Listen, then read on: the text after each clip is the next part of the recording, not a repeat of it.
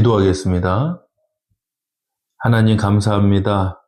우리의 견고한 반석 예수 그리스도 그 복음 안에 또 예수 그리스도 안에서 우리가 성령 안에서 하나로 지어져 가게 하시니 감사합니다.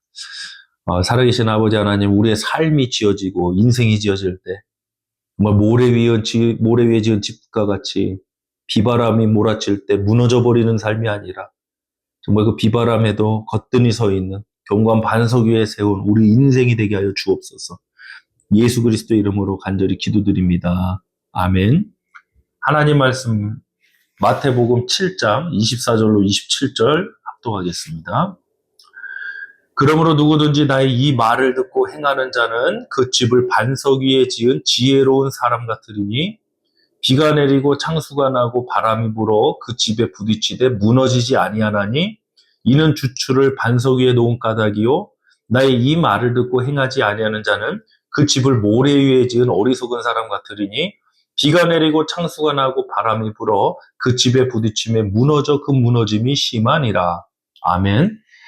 마태복음 7장 24절로 27절 본문으로 반석 위에 지은 집과 모래 위에 지은 집, 반석 위에 지은 집과 모래 위에 지은 집이라는 제목으로 말씀 전하겠습니다. 여러분, 인생은 집을 짓는 것과 같습니다. 사람들은 넓은 집, 화려한 집에 집중하지만 정작 중요한 것은 무너지지 않고 환난 앞에, 시련 앞에도, 비바람 풍파 앞에도 견고하게 버텨주는 집이 좋은 집 아니겠습니까? 최근에 저희 남가주 지역에 큰 화재로 재난 상황이 있었습니다. 정말 어마어마한 재산 피해와 또 인명 피해, 많은 이웃들의 삶이 황폐화되다시피 했습니다. 하나님 역사하심 가운데 어려움을 당한 이웃들이 회복되는 역사 있기만을 간절히 소망합니다. 그 가운데는 좀 독특한 뉴스들이 있더라고요. 모든 집들이 불에 전소가 되는 상황에도 몇몇 집들은 불에 타지 않고 남아있는 집들이 있어요. 뉴스에서 보도되는 걸 여러분 들으셨을 겁니다. 한 집은 외부에 스프링클러를 달아놨대요. 이 스프링클러가 원래 내부에 다는 거 아닙니까? 그런데 외부에도 스프링클러를 달아놨대요. 하고 이 불길이 탁 올 때 그 스프링클러를 계속 틀어놨대요. 또 한 집은 나무가 아닌 콘크리트로 집을 지었대요. 그래서 불길이 그 집을 벗어날 수 있었다고. 큰 불길에도 남아있는 집이 있듯이 우리의 인생도 우리 모두 다 하나님의 심판대 앞에 서게 되지 않습니까? 예수 믿는 자나 믿지 않는 자나 다 심판대 앞에 서게 되는데 그 심판대 앞에서 어떤 이가 살아왔던 그 인생은 무너져 버릴 거예요.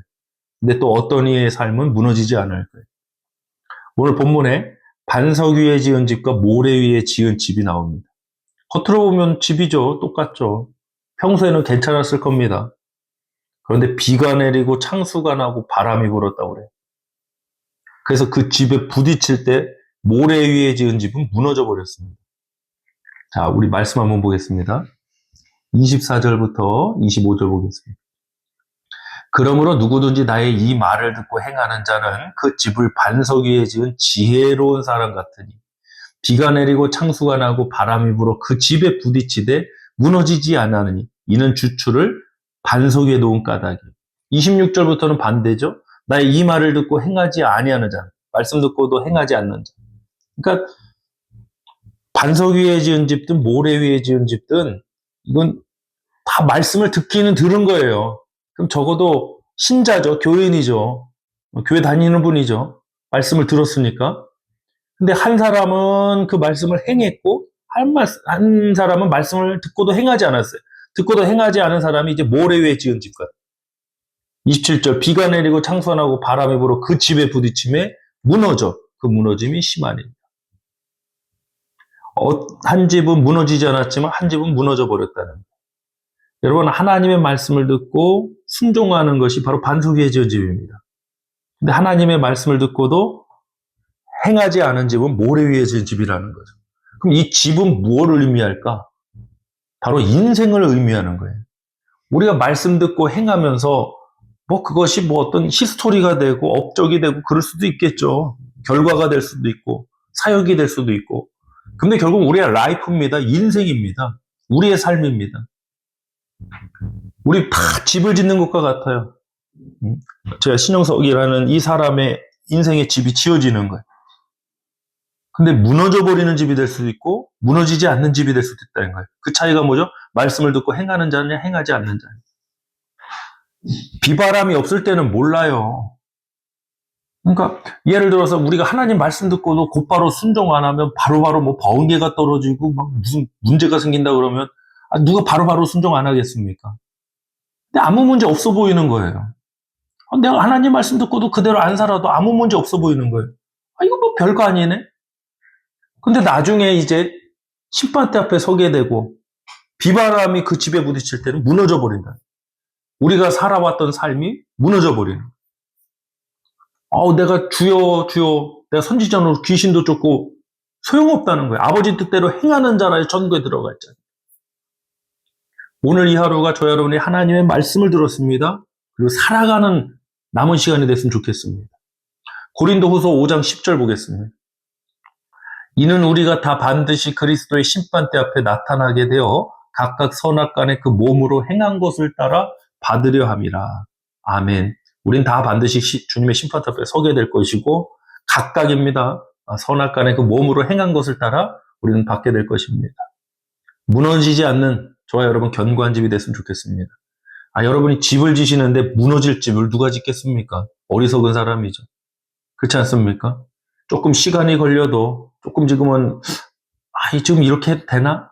그래도 비바람이 몰려오고 뭐 홍수가 나도 튼튼한 집을 지으려고 하지 않겠습니까? 하나님의 말씀을 듣고 순종하는 것이 바로 그런 것입니다. 지금 당장 뭐 눈에 보이는 결과물 순종 안 하나 뭐 아무 차이 없어 보일 수도 있어요. 그러나 반드시 그 결과는 나타나야 될 것입니다.